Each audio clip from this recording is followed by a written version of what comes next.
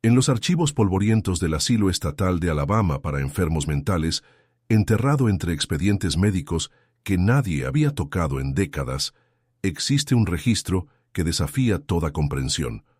Es la historia de un niño cuyo nombre aparece en los documentos oficiales solo como paciente 47, aunque los registros fragmentarios del Dr. Elias Whitmore sugieren que llegó al asilo en el otoño de 1867 con el nombre de Thomas Aldrich. El expediente médico, escrito con la caligrafía temblorosa que caracterizaba los últimos años de servicio del Dr. Whitmore, describe a un niño de aproximadamente 12 años de edad, de complexión débil y ojos hundidos, que había sido encontrado vagando por los campos de algodón abandonados cerca de Montgomery 3 días después del fin de la cosecha. Lo que hace este caso particular tan perturbador no son las circunstancias de su llegada, sino lo que los registros documentan sobre su condición física durante los meses siguientes a su internamiento. El Dr. Whitmore, quien había servido como médico principal del asilo durante más de 20 años, había visto toda clase de deterioro mental y físico que la guerra civil había dejado en su estela. Sus notas iniciales sobre el paciente 47 no parecían extraordinarias en el contexto de aquellos tiempos difíciles. El niño presenta signos evidentes de desnutrición severa y posible trauma psicológico, escribió en su primera evaluación. Sus respuestas a las preguntas básicas son inconsistentes y a menudo incoherentes. Muestra una tendencia preocupante a referirse a eventos y personas que, según mi investigación, no han existido en esta región durante al menos una generación. Sin embargo, fue en las semanas siguientes cuando el caso comenzó a tomar un cariz que el veterano médico nunca había presenciado en toda su carrera profesional. Los registros semanales del Dr. Whitmore documentan una progresión que desafía toda lógica médica conocida en aquel entonces. En lugar del esperado deterioro físico que caracterizaba a la mayoría de los pacientes del asilo, el paciente 47 comenzó a mostrar signos de lo que el médico describió como una vitalidad antinatural y una regresión física que no corresponde con el paso del tiempo natural. Las mediciones corporales registradas meticulosamente cada semana mostraban que el niño, en lugar de crecer como sería normal para alguien de su edad aparente, comenzó a encogerse gradualmente. Su altura, inicialmente registrada en 4 pies y 8 pulgadas, disminuyó semana tras semana hasta alcanzar 4 pies y 3 pulgadas para finales de noviembre.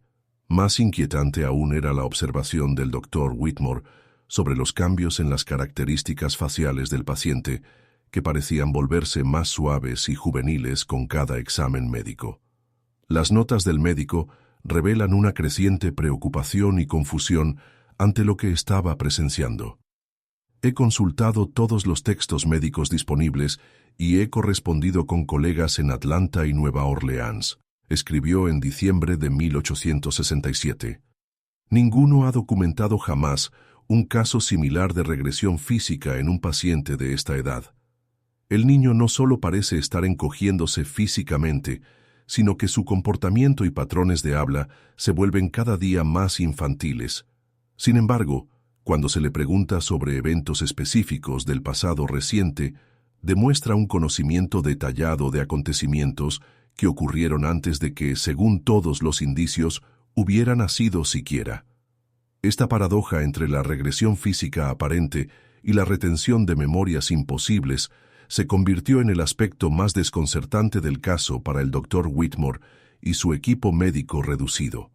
El asilo mismo era un edificio imponente de ladrillo rojo, construido en 1853, con 4 alas que se extendían desde un centro tan administrativo como los brazos de una cruz. El ala este, donde fue alojado el paciente 47, había sido originalmente diseñada para albergar a los pacientes más jóvenes, aunque para 1867 la distinción entre las diferentes secciones se había vuelto menos clara debido a la sobrepoblación y la falta de personal que siguió a la guerra. Los registros del superintendente del asilo, el señor Cornelius Wade, indican que el edificio alojaba en aquel entonces a más de 200 pacientes, casi el doble de su capacidad original, con un personal de solo 6 enfermeros y 2 médicos para atender a toda la población. Era en este ambiente de caos controlado y recursos limitados, donde el caso del paciente 47 se desarrolló sin la supervisión adecuada que su naturaleza extraordinaria habría requerido en circunstancias normales. Los testimonios fragmentarios de otros pacientes del ala este, recogidos por el enfermero jefe Samuel Morrison en sus reportes nocturnos, proporcionan una perspectiva inquietante sobre el comportamiento del niño durante las horas en que la supervisión médica era mínima. Morrison, un hombre de mediana edad que había trabajado en el asilo desde antes de la guerra, escribió en enero de 1868: «El muchacho habla en susurros durante las noches, pero no a sí mismo como hacen la mayoría de los pacientes perturbados. Parece estar manteniendo conversaciones con personas que no están presentes, utilizando nombres y referencias que algunos de los pacientes más ancianos reconocen como pertenecientes a personas que murieron hace muchos años». Esta observación fue corroborada por múltiples reportes de otros miembros del personal nocturno, quienes notaron que el paciente 47 demostraba un conocimiento inexplicable sobre la historia local que se remontaba a décadas atrás. La señora Margaret Finch, quien servía como matrona del ala este y había conocido a muchas de las familias prominentes del condado durante su juventud, quedó particularmente perturbada por una conversación que tuvo con el niño a principios de febrero. Según sus notas personales, que fueron encontradas entre sus pertenencias después de su muerte en 1889, el paciente 47 le preguntó específicamente sobre el paradero de la pequeña Sarah Whitman, describiéndola con un detalle que correspondía exactamente con una niña que había muerto de fiebre escarlatina en 1841, más de 25 años antes. Lo más inquietante de todo era que el niño describió a Sarah no como la habría conocido una persona que hubiera oído hablar de ella, sino como alguien que la hubiera conocido personalmente, recordando detalles íntimos sobre sus hábitos y preferencias que solo habrían sido conocidos por sus familiares más cercanos. El invierno de 1867-1868 fue particularmente severo en Alabama, y los registros del asilo documentan múltiples muertes entre los pacientes más débiles debido al frío y las condiciones sanitarias deficientes. Sin embargo, el paciente 47 no solo sobrevivió este período difícil, sino que pareció prosperar de una manera que contradecía su apariencia cada vez más frágil y juvenil. El doctor Whitmore notó que, a pesar de que el niño parecía estar encogiéndose y volviéndose físicamente más joven, su resistencia a las enfermedades que afectaban a otros pacientes era notable. «Es como si su cuerpo estuviera operando según leyes biológicas diferentes», escribió el médico en marzo de 1868. Mientras otros pacientes sucumben a la influenza y la neumonía, este niño permanece saludable, aunque cada día que pasa parece tener menos años de los que tenía el día anterior.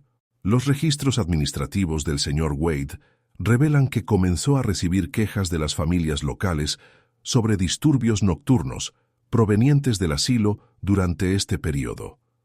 Varias cartas conservadas en los archivos del condado describen gritos infantiles que se escuchan desde el ala este durante las primeras horas de la madrugada, aunque cuando el personal investigaba estos reportes, invariablemente encontraban a todos los pacientes de esa sección durmiendo en silencio.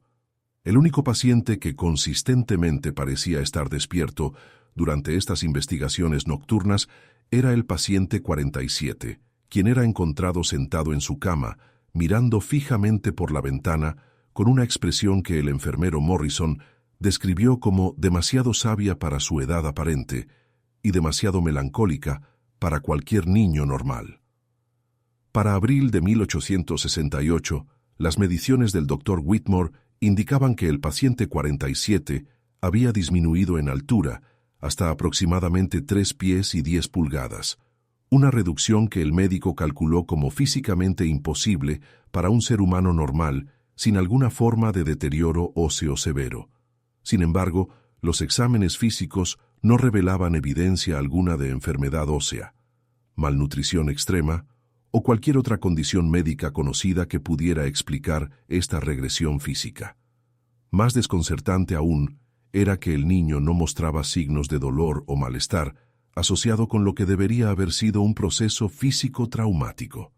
Sus radiografías, una tecnología relativamente nueva que el Dr. Whitmore había comenzado a utilizar experimentalmente, mostraban una estructura ósea que parecía estar literalmente revirtiendo su desarrollo, con huesos que se volvían proporcionalmente más pequeños y características esqueléticas que sugerían una edad cada vez menor.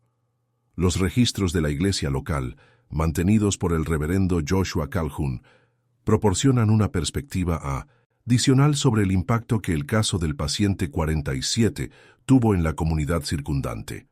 En una entrada de su diario personal fechada en mayo de 1868, el reverendo escribió: «Las madres del pueblo han comenzado a traer a sus hijos a la iglesia con más frecuencia, como si buscaran protección contra algún mal indefinible.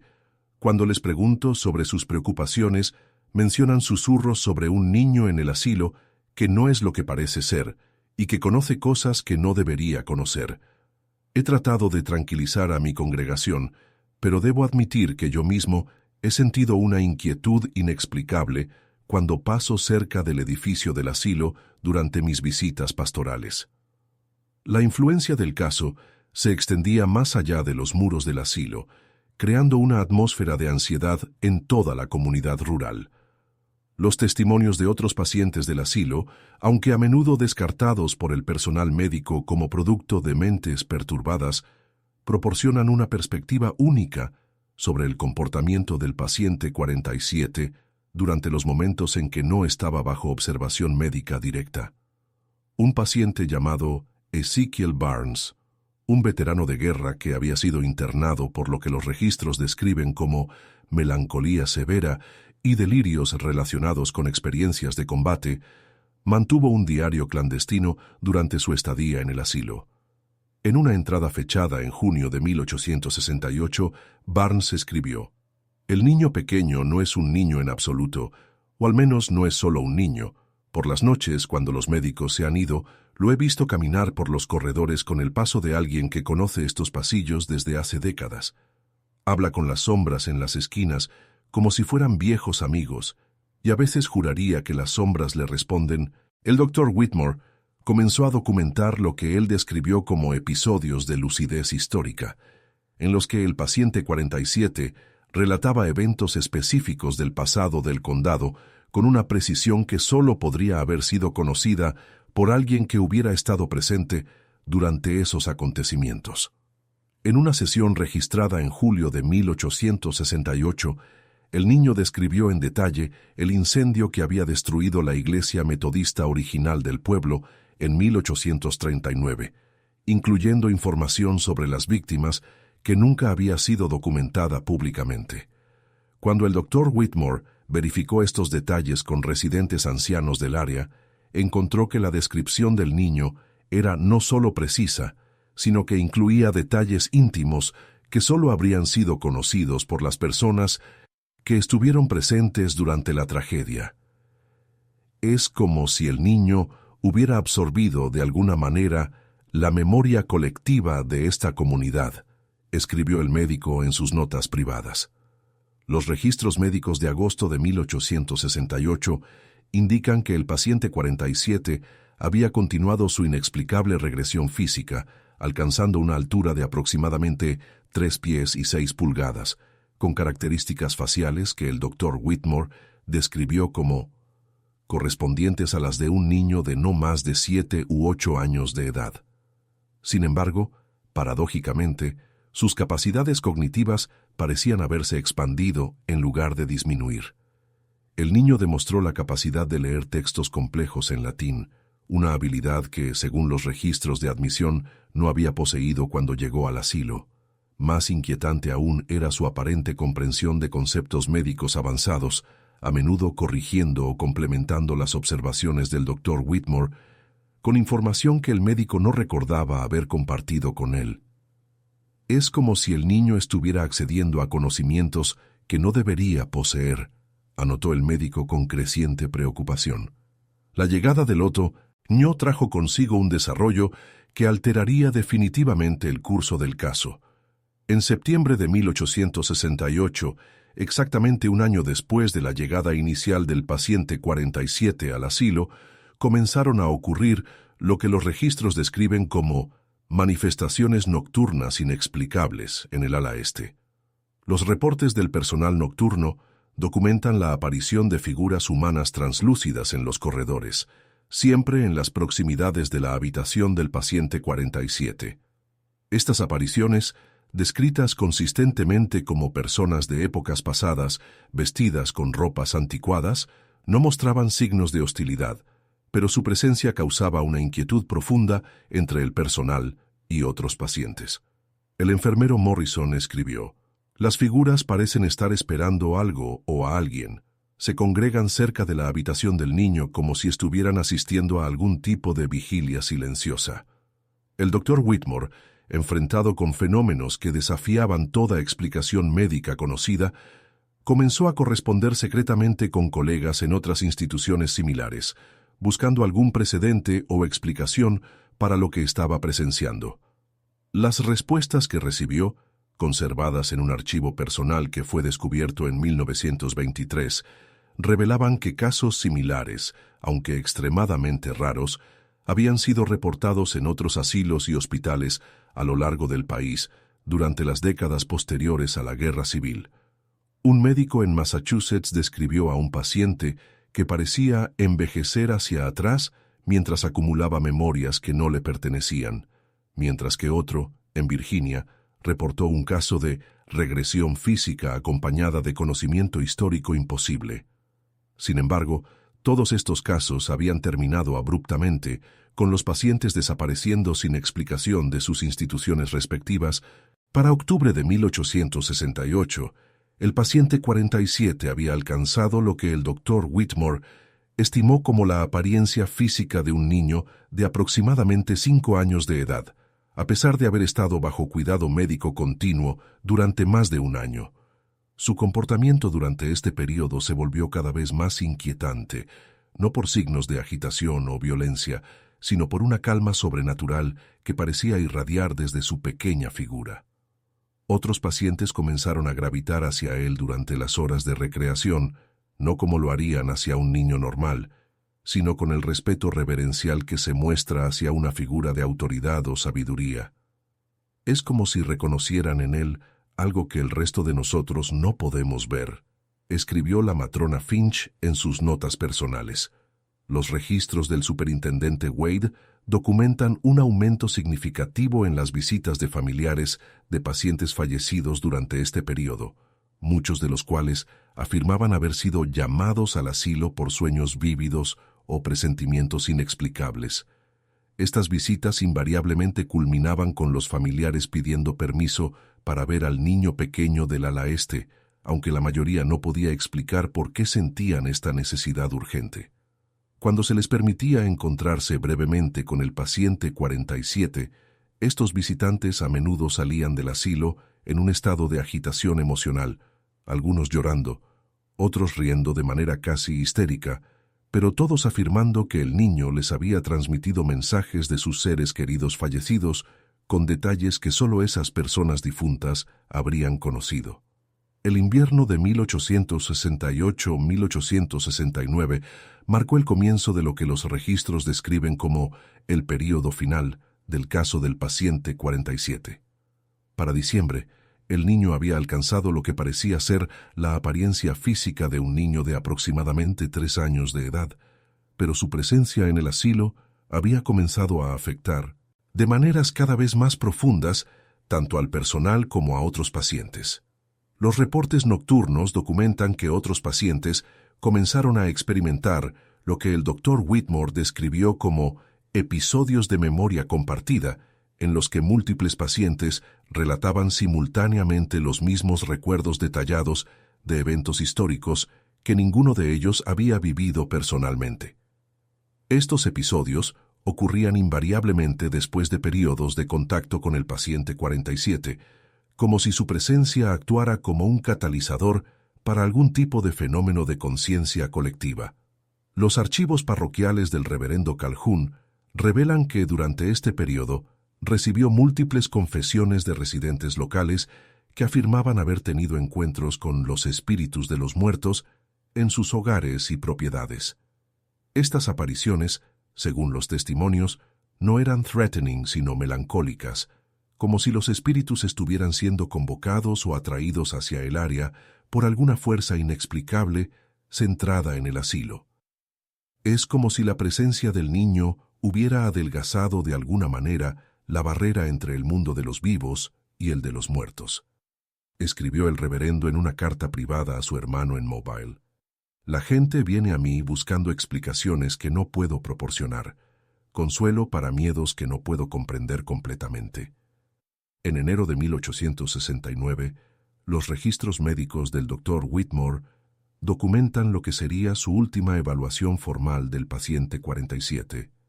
El niño, ahora con la apariencia física de un infante de aproximadamente 2 años de edad, había perdido aparentemente la capacidad de comunicación verbal coherente, aunque sus ojos, según la descripción del médico, retenían una inteligencia y una profundidad que no correspondían en absoluto con su apariencia física juvenil. Sin embargo, otros pacientes y miembros del personal reportaron que durante las noches se oyó el sonido de conversaciones adultas complejas emanaba de su habitación, aunque cuando se investigaba, solo se encontraba al niño solo, aparentemente dormido en su cama. Es como si albergara múltiples conciencias dentro de su forma física disminuida, escribió el Dr. Whitmore en lo que serían sus últimas notas sobre el caso. El personal del asilo comenzó a reportar durante este periodo final una serie de fenómenos que desafiaban toda explicación racional. Los objetos en el ala este comenzaron a moverse por sí solos durante las noches, no de manera violenta o caótica, sino como si fueran reorganizados cuidadosamente por manos invisibles. Los relojes en esa sección del edificio comenzaron a marcar tiempo a velocidades diferentes, algunos avanzando mucho más rápido de lo normal, otros moviéndose hacia atrás. La temperatura en el ala este fluctuaba de manera inexplicable, creando bolsas de aire frío intenso que se movían por los corredores como presencias tangibles. El enfermero Morrison escribió: «Es como si el edificio mismo estuviera respondiendo a la presencia del niño, como si la realidad misma se estuviera reorganizando a su alrededor». Los últimos registros oficiales relacionados con el paciente 47 datan de febrero de 1869. Según estos documentos, el niño había alcanzado lo que el Dr. Whitmore describió como la apariencia de un infante de no más de 12 meses de edad, aunque mantenía la capacidad de caminar y moverse de manera independiente de formas que contradecían su apariencia física aparente.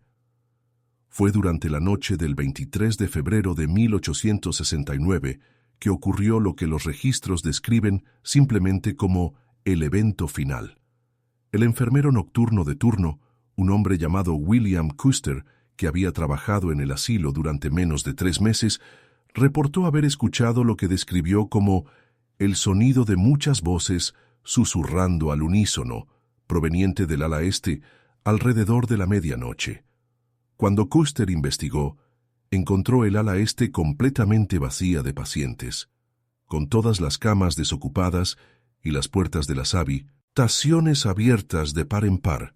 Sin embargo, las voces susurrantes continuaron, emanando aparentemente de las paredes mismas del edificio. Siguió el sonido hasta la habitación del paciente 47, donde encontró al niño de pie en el centro de la habitación, ya no con la apariencia de un infante, sino habiendo retornado a lo que Custer describió como la apariencia de un niño de aproximadamente 10 años, aunque sus ojos contenían la sabiduría acumulada de generaciones. Alrededor del niño, según el reporte de Custer, se podían ver claramente las figuras translúcidas de docenas de personas, todas vestidas con ropas de épocas pasadas, todas mirando al niño con expresiones de gratitud y paz. El reporte de Custer continúa describiendo cómo el paciente 47 se dirigió a él con una voz que era simultáneamente la de un niño y la de un anciano. Ha llegado el momento de que todos nosotros encontremos nuestro descanso. Las memorias han sido preservadas, las historias han sido recordadas, y los que fueron olvidados han sido reconocidos una vez más. Según Keister, las figuras translúcidas comenzaron entonces a desvanecerse una por una, cada una inclinando la cabeza hacia el niño, en una especie de saludo de despedida antes de desaparecer completamente. El paciente 47 fue el último en desvanecerse, sonriendo a Koster con una expresión de profunda satisfacción antes de volverse translúcido y luego invisible, dejando la habitación completamente vacía, excepto por una pequeña pila de ropa de hospital doblada cuidadosamente en el centro del suelo.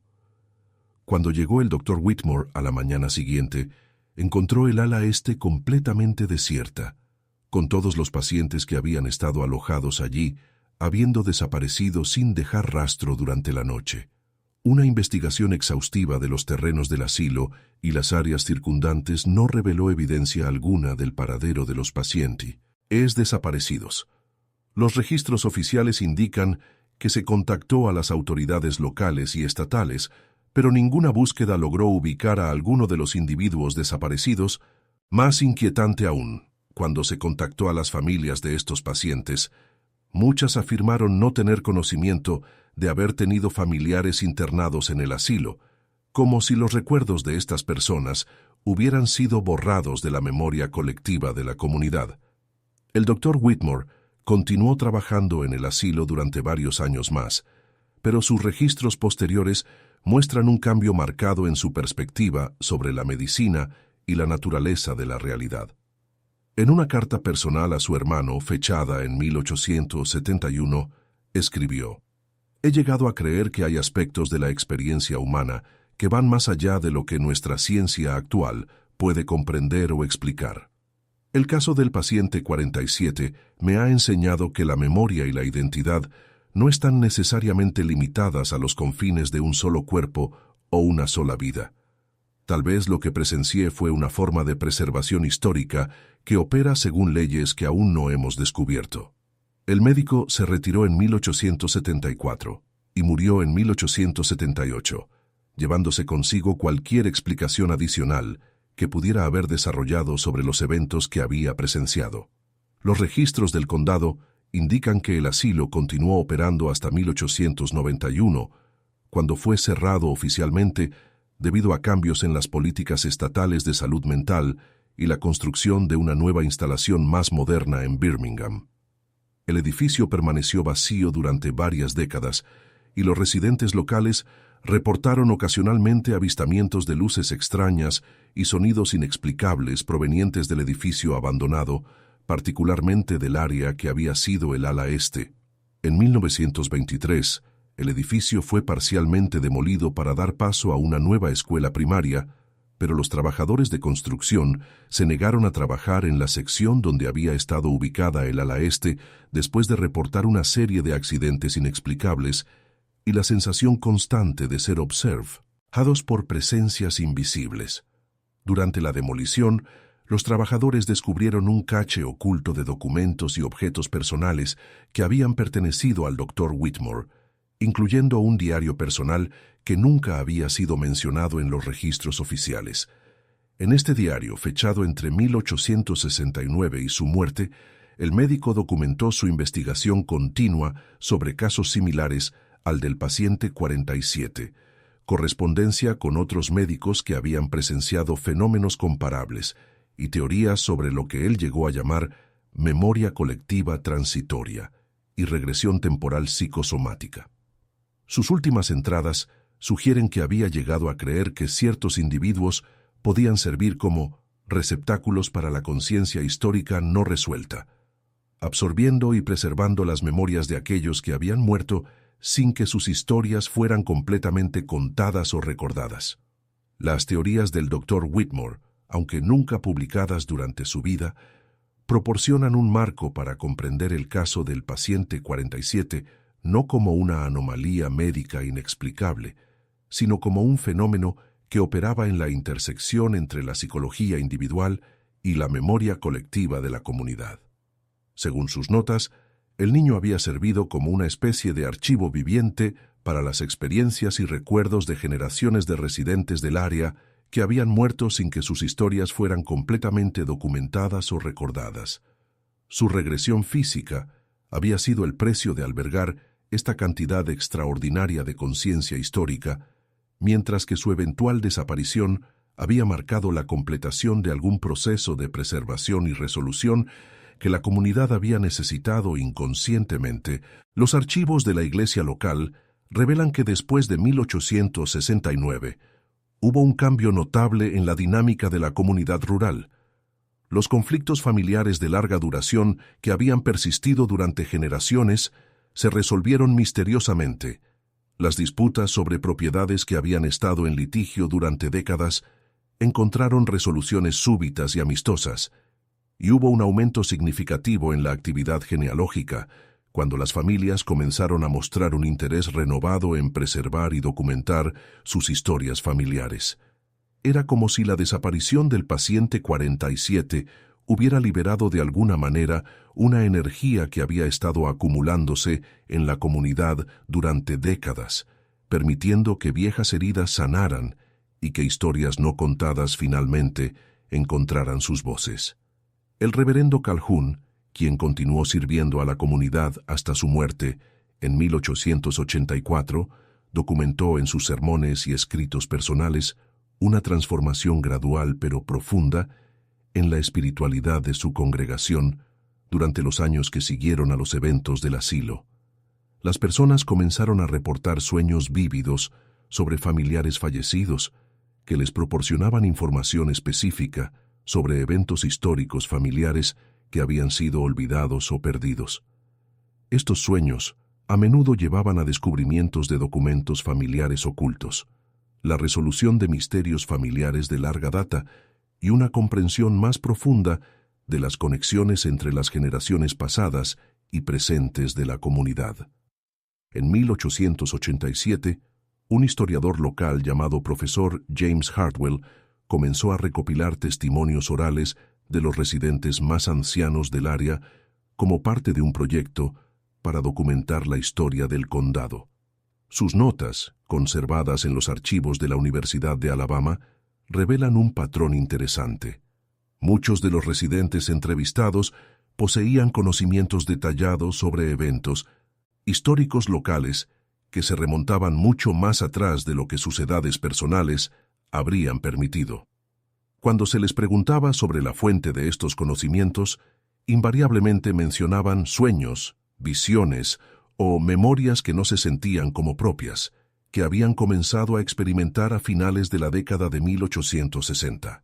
Hartwell notó que estos conocimientos históricos adicionales eran consistentemente precisos cuando podían ser verificados con registros oficiales, y a menudo proporcionaban detalles sobre eventos que no habían sido documentados oficialmente, pero que podían ser corroborados a través de fuentes múltiples.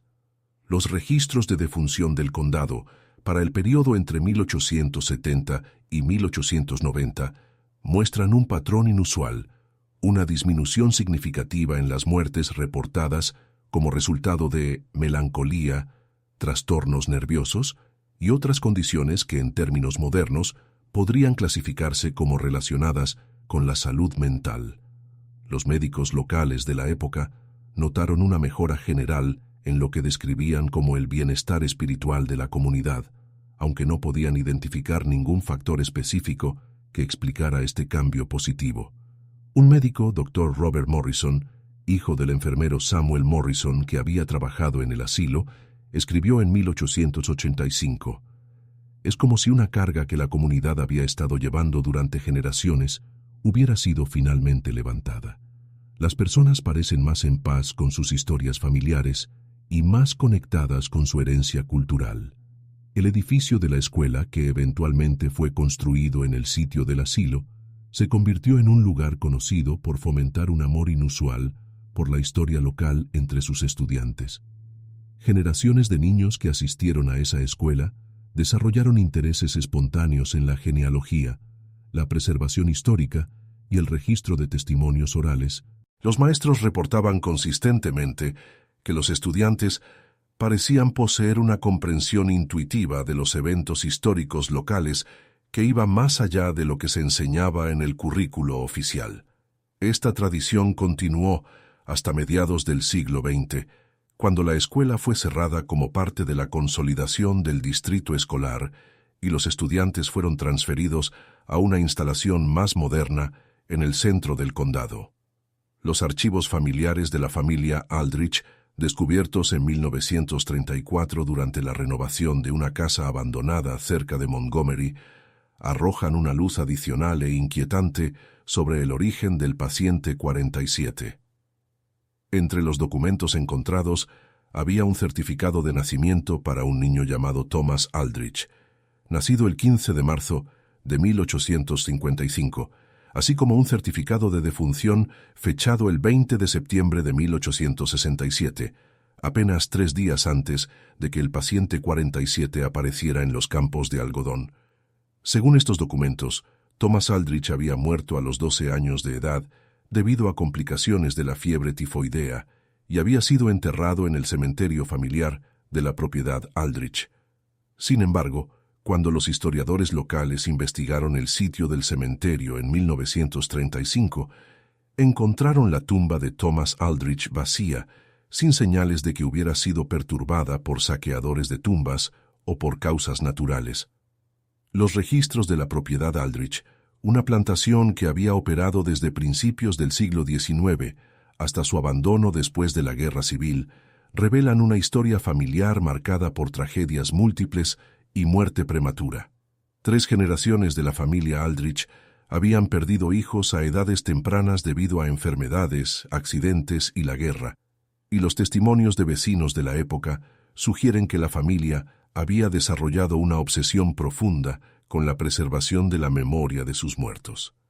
La biblioteca personal de la familia, encontrada intacta en la casa abandonada, contenía una colección extensa de literatura sobre espiritismo, comunicación con los muertos y teorías sobre la continuidad de la conciencia después de la muerte física.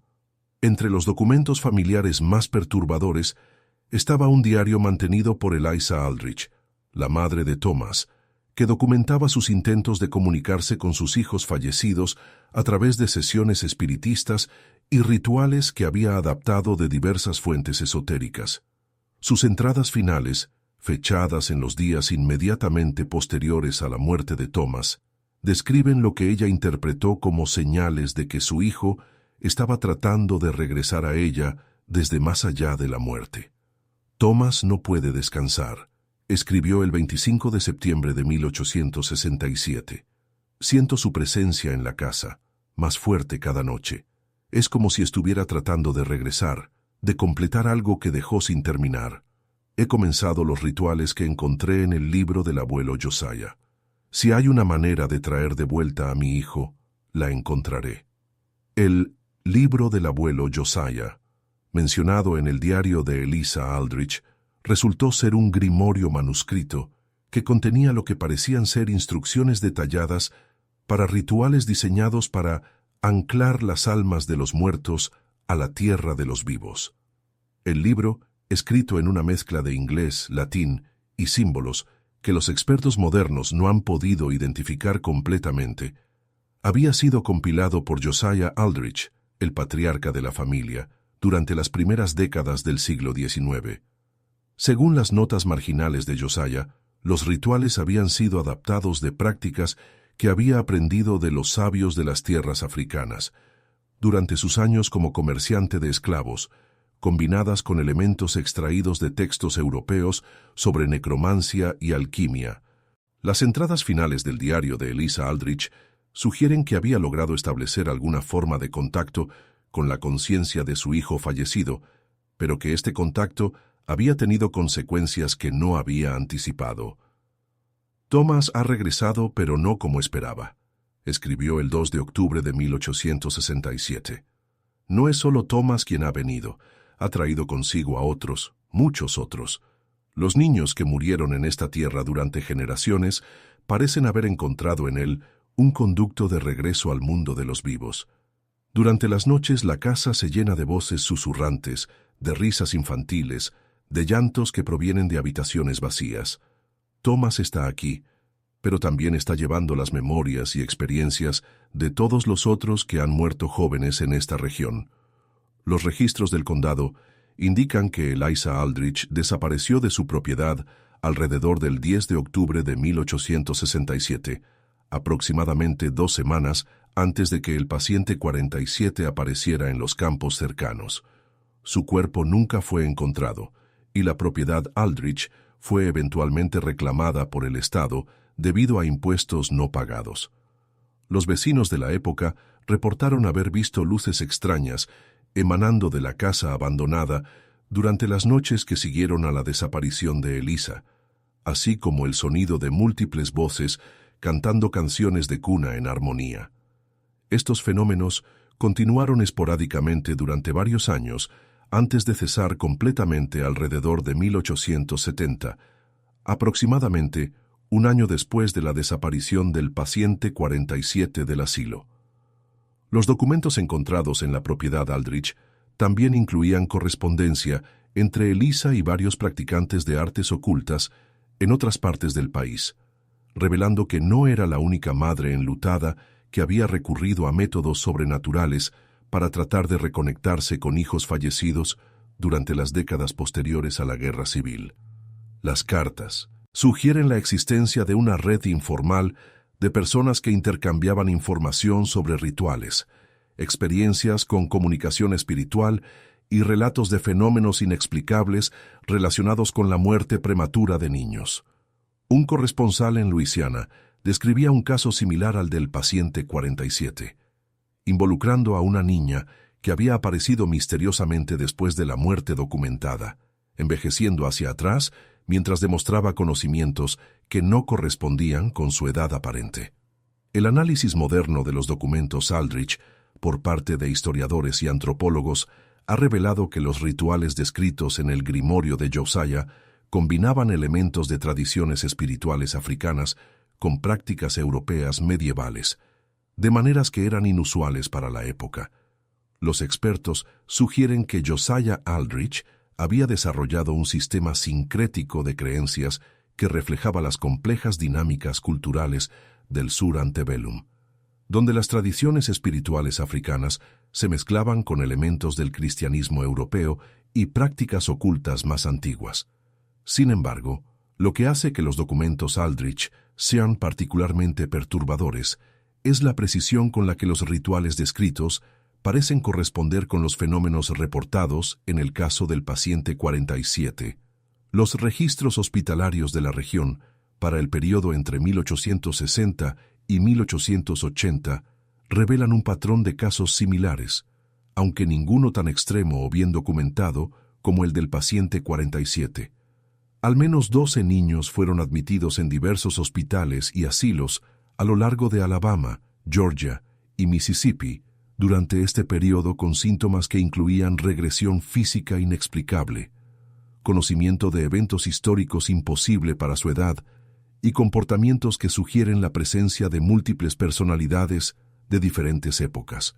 En todos estos casos, los niños eventualmente desaparecieron de las instituciones donde estaban siendo tratados, sin dejar rastro y sin que las búsquedas posteriores lograran ubicarlos. Los registros médicos de estos casos muestran un patrón consistente de confusión y frustración por parte de los médicos tratantes, quienes no podían explicar los síntomas que estaban presenciando según el conocimiento médico disponible en la época. Un caso particularmente similar al del paciente 47 fue documentado en el Hospital de Beneficencia de Nueva Orleans en 1873, involucrando a una niña identificada solo como Marie L., que había aparecido en las calles de la ciudad francesa, después de un brote de fiebre amarilla que había matado a cientos de niños. Como el paciente 47, Marie L. demostró un conocimiento detallado de la historia local que se remontaba a décadas antes de su nacimiento aparente, y experimentó una regresión física que la llevó de la apariencia de una adolescente de 14 años a la de una niña de 5 años durante los 6 meses que pasó bajo cuidado médico. El doctor Auguste Blanchard, quien trató a Marie L., describió fenómenos similares a los reportados por el Dr. Whitmore, incluyendo apariciones de figuras translúcidas y alteraciones inexplicables en el ambiente físico del hospital. Los archivos de la Iglesia Católica en Nueva Orleans contienen registros de confesiones durante este período que describen experiencias similares entre los feligreses locales. El padre Henri Dubois, quien sirvió en la Catedral de San Luis durante las décadas de 1870 y 1880, mantuvo un registro privado de lo que él llamaba fenómenos de duelo no resuelto entre las familias que habían perdido hijos durante las epidemias regulares que afectaban a la ciudad. Según sus notas, muchos padres reportaban sueños y visiones de sus hijos fallecidos que proporcionaban información específica sobre otros niños que habían muerto en circunstancias similares, como si los espíritus de los niños muertos estuvieran formando algún tipo de comunidad en el más allá y comunicándose colectivamente con los vivos. El fenómeno no se limitaba al sur de Estados Unidos. Los archivos de la Sociedad para la Investigación Psíquica de Londres contienen reportes de casos similares en Inglaterra durante el mismo período, particularmente en áreas rurales que habían experimentado alta mortalidad infantil debido a enfermedades industriales y condiciones sanitarias deficientes. Un caso documentado en Yorkshire en 1875 involucraba a un niño que había aparecido en una mina de carbón abandonada, demostrando conocimiento detallado sobre accidentes mineros que habían ocurrido décadas antes y hablando en dialectos que habían estado en desuso durante generaciones. Como en los casos americanos, el niño experimentó una regresión física antes de desaparecer misteriosamente, dejando tras de sí una sensación de resolución y paz entre las familias de las víctimas de los accidentes mineros históricos. Los investigadores psíquicos victorianos desarrollaron teorías para explicar estos fenómenos que resonaban con las especulaciones del Dr. Whitmore sobre memoria colectiva transitoria. Frederick Myers, uno de los fundadores de la Sociedad para la Investigación Psíquica, propuso en sus escritos privados que estos casos representaban manifestaciones de lo que él llamó personalidad subliminal colectiva, en la cual las conciencias de múltiples individuos fallecidos podían fusionarse temporalmente y manifestarse a través de un solo vehículo físico. Según esta teoría, los niños que servían como estos vehículos experimentaban regresión física porque sus cuerpos no podían sostener la cantidad masiva de experiencia psíquica que estaban canalizando. Sin embargo, fue Carl Gustav Jung, en sus primeros escritos sobre el inconsciente colectivo, desarrollados a principios del siglo XX, quien proporcionó el marco teórico más completo para comprender fenómenos como el caso del paciente 47. Jung propuso que ciertos individuos, particularmente aquellos que habían experimentado muerte y resurrección en circunstancias traumáticas, podían servir como puntos de acceso al inconsciente colectivo de una comunidad, canalizando memorias y experiencias arquetípicas que necesitaban ser procesadas y resueltas. Según esta perspectiva, el paciente 47 no había sido simplemente un niño individual, sino una manifestación temporal de la necesidad psíquica colectiva de la comunidad rural de Alabama de reconciliarse con su historia de pérdida y trauma infantil. Los registros del Departamento de Agricultura de Estados Unidos para el condado donde se ubicaba el asilo revelan que la región había experimentado tasas de mortalidad infantil excepcionalmente altas durante las décadas de 1840 y 1850, debido a una combinación de factores que incluían epidemias de enfermedades, malnutrición y accidentes relacionados con el trabajo agrícola. Los censos de la época indican que casi una tercera parte de los niños nacidos en el área durante este período murieron antes de alcanzar los 10 años de edad, creando lo que los demógrafos modernos reconocen como una crisis de duelo comunitario, que habría tenido efectos psicológicos profundos y duraderos en las familias supervivientes y la estructura social de la región. Es en este contexto de pérdida masiva y duelo no procesado que el caso del paciente 47 adquiere su significado más profundo.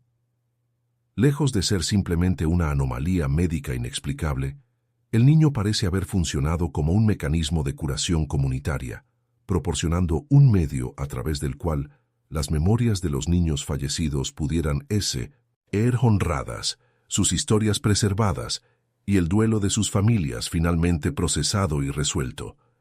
Su regresión física puede interpretarse como una representación simbólica del proceso de retorno a la fuente, mientras que su eventual desaparición marcó la completación de este trabajo psíquico colectivo. Los efectos duraderos del caso se pueden rastrear en los cambios demográficos y sociales que ocurrieron en la región durante las décadas posteriores a 1869.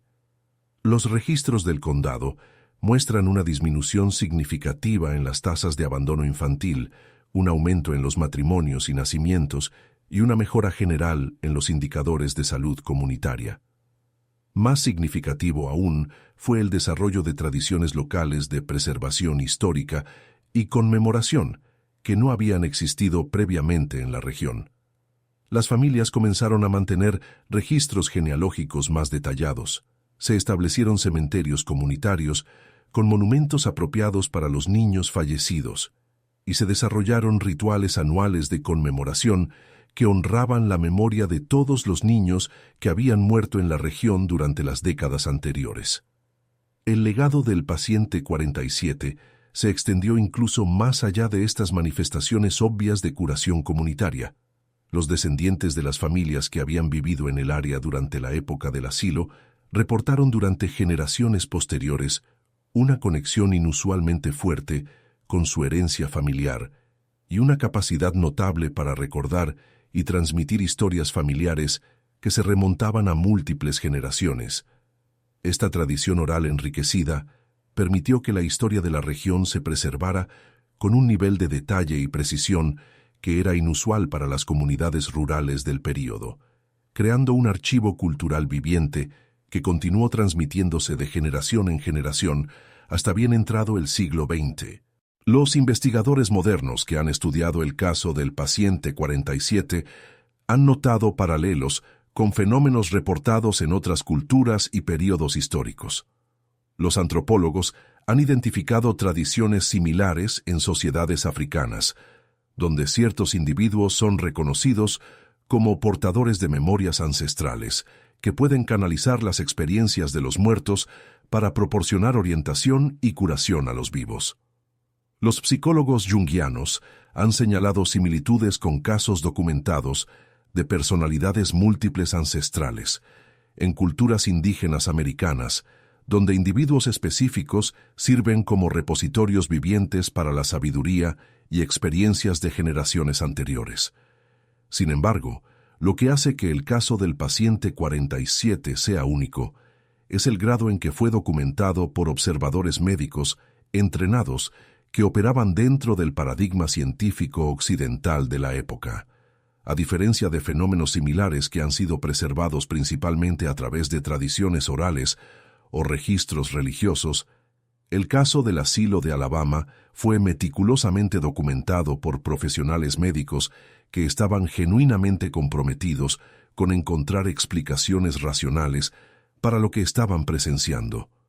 Esta documentación médica detallada proporciona una perspectiva invaluable sobre fenómenos que generalmente permanecen en el reino de lo folclórico o lo mitológico.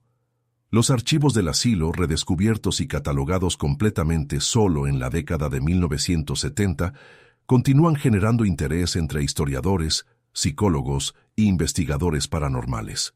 Sin embargo, cada intento de explicar completamente el caso del paciente 47 dentro de marcos teóricos convencionales ha resultado inadecuado para abordar la totalidad de los fenómenos documentados. Los médicos que han revisado los registros del Dr. Whitmore han confirmado que las mediciones físicas y observaciones comportamentales registradas son inconsistentes con cualquier condición médica conocida. Los psicólogos han notado que los patrones de comportamiento descritos no corresponden con ningún trastorno psicológico documentado, mientras que los historiadores han verificado independientemente la precisión de muchos de los conocimientos históricos específicos que el niño demostró. Tal vez la explicación más satisfactoria para el caso del paciente 47 no sea una explicación en absoluto, sino más bien un reconocimiento de que ciertos aspectos de la experiencia humana operan según principios que la ciencia contemporánea aún no ha desarrollado los instrumentos para medir o comprender completamente.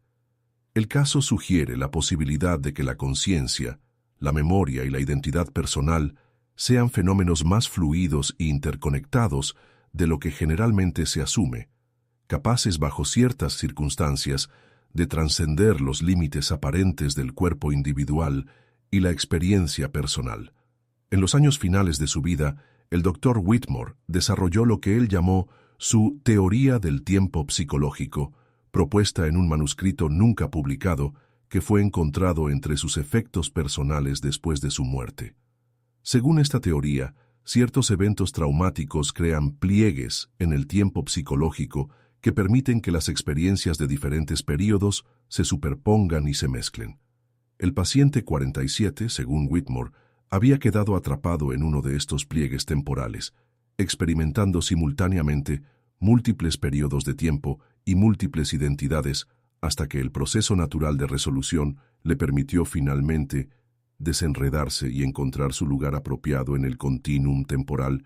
Esta teoría, aunque especulativa, proporciona un marco para comprender no solo el caso del paciente 47, sino también los muchos casos similares que fueron reportados durante el mismo período en diferentes partes del país. El trauma masivo de la guerra civil y sus secuelas puede haber creado las condiciones psicológicas necesarias para que estos pliegues temporales se manifestaran, permitiendo que las conciencias de los muertos influyeran en el mundo de los vivos de maneras que normalmente no serían posibles. La resolución de estos casos, invariablemente marcada por la desaparición de los individuos afectados, representaba el desenredo exitoso de estas anomalías temporales y el retorno de todas las conciencias involucradas a sus lugares apropiados en el orden natural. Los registros del último superintendente del asilo, quien sirvió desde 1885 hasta su cierre en 1891, contienen una nota final sobre el ala este que proporciona un epílogo apropiado para la historia del paciente 47. Esta sección del edificio nunca fue ocupada nuevamente después de los eventos de 1869, escribió el superintendente en su reporte final. Aunque no había razón médica o administrativa para evitar su uso, tanto el personal como los pacientes parecían intuitivamente conscientes de que el área debía permanecer vacía. Durante mis años de servicio aquí, ocasionalmente caminaba por los corredores del ala este durante mis rondas nocturnas, y siempre me sorprendía la sensación de paz profunda que emanaba de esas habitaciones vacías. Era como si algo importante hubiera sido completado allí, algo que había traído sanación no solo a los individuos directamente involucrados, sino a toda la comunidad que rodea esta institución.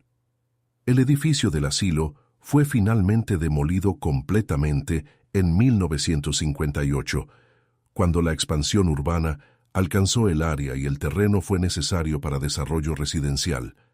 Los trabajadores de demolición reportaron que el ala este se desplomó mucho más fácilmente que el resto del edificio, como si los materiales hubieran perdido su cohesión estructural de maneras que los ingenieros no podían explicar completamente.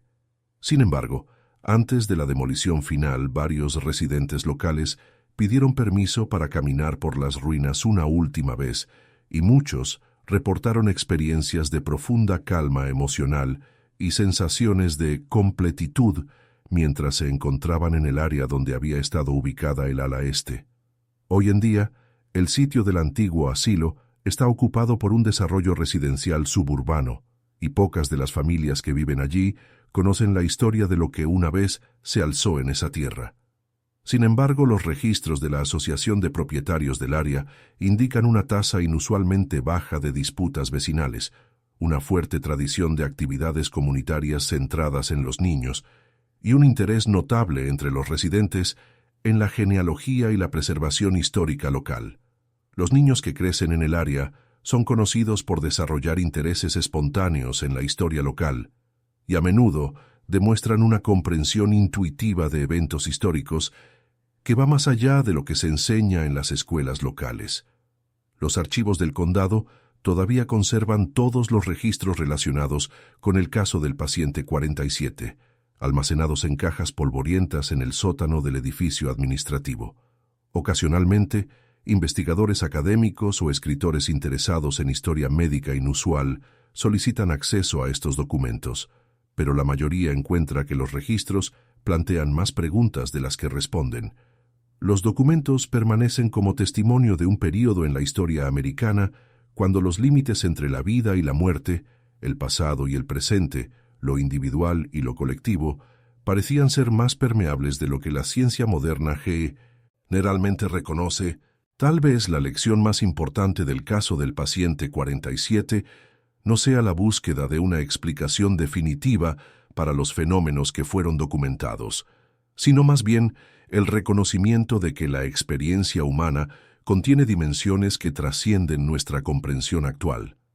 En una época, cuando la medicina y la psicología estaban comenzando a establecerse como disciplinas científicas rigurosas, el caso proporcionó un recordatorio humilde de que la realidad humana opera según principios que pueden ser más complejos y misteriosos de lo que nuestros instrumentos científicos actuales pueden medir. El niño que envejeció hacia atrás en el ala este del asilo sigue siendo, más de un siglo después, un enigma que desafía nuestras asunciones básicas sobre la naturaleza de la identidad, la memoria y la continuidad de la experiencia humana a través del tiempo. En las últimas páginas del diario personal del Dr. Whitmore, encontramos una reflexión final que resume quizás mejor que cualquier análisis académico el significado duradero del caso del paciente 47. He llegado a creer que algunos misterios no están destinados a ser resueltos, sino más bien a ser honrados como recordatorios de que nuestro mundo contiene profundidades que nunca comprenderemos completamente. El niño que cuidé durante esos meses extraordinarios me enseñó que la sanación a veces requiere la suspensión de nuestra necesidad de explicaciones racionales y la aceptación de que la gracia puede manifestarse de formas que desafían toda lógica conocida. Si su historia sirve para algún propósito duradero, espero que sea para recordar a futuras generaciones que la compasión y la apertura a los misterios de la experiencia humana son a veces más importantes que la comprensión científica completa